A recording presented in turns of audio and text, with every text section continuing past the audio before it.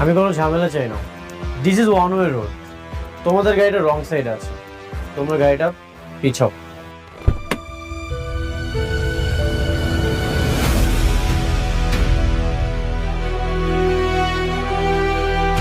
গাড়ি পিছাইবো না।